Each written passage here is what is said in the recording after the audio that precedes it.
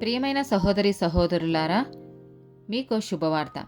2025 సంవత్సరంలో మొత్తం 365 అంశాలను మీతో పంచుకోబోతున్నాము.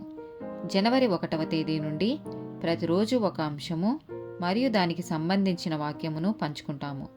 దయచేసి ఆ వాక్యములను వినండి, ధ్యానించండి మరియు ఆశీర్వదించబడండి. దయచేసి సబ్స్క్రైబ్ చేయండి మరియు మీ స్నేహితులతో పంచుకోండి. ధన్యవాదాలు.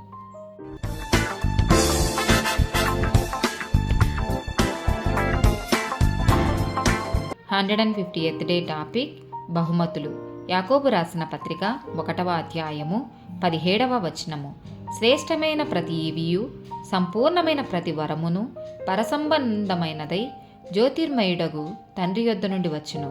ఆయన యందు ఏ చంచలత్వమునైనను గమనాంగముల వలన కలుగు ఏ ఛాయ అయినను లేదు. రోమీలకు రాసిన పత్రిక 12వ అధ్యాయము 6 నుండి 8 వచనాలు.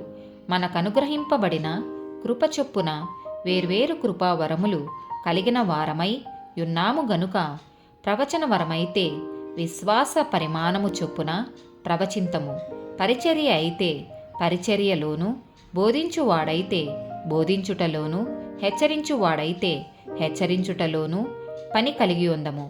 పంచిపెట్టువాడు శుద్ధ మనసుతోనూ, పై విచారణ చెయ్యువాడు జాగ్రత్తతోనూ, కరుణించువాడు సంతోషముతోనూ పని జరిగింపవలెను. 1 కొరింథీయులకు రాసిన పత్రిక 12వ అధ్యాయము 4 నుండి 7 వచనాలు. కృపా వరములు నానా విధములుగా ఉన్నవి గాని ఆత్మ యొక్కడే, మరియు పరిచర్యలు నానా విధములుగా ఉన్నవి గాని ప్రభువు ఒక్కడే. నానా విధములైన కార్యములు కలవు గాని అందరిలోనూ అన్నిటిని జరిగించు దేవుడు ఒక్కడే.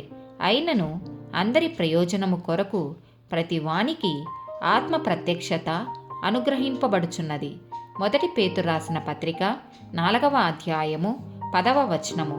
దేవుని నానా విధమైన కృప విషయమై మంచి గృహ నిర్వాహకులై ఉండి, ఒక్కొక్కడు కృపావరము పొందిన కొలది ఒక్కొక్కడు ఉపచారము చెయ్యుడి. మత్తయి సువార్త 7వ అధ్యాయము 11వ వచనము. పరలోకమందున్న మీ తండ్రి తన్ను అడుగువారికి అంతకంటే ఎంతో నిశ్చయముగా మంచి ఈవులు నిచ్చును.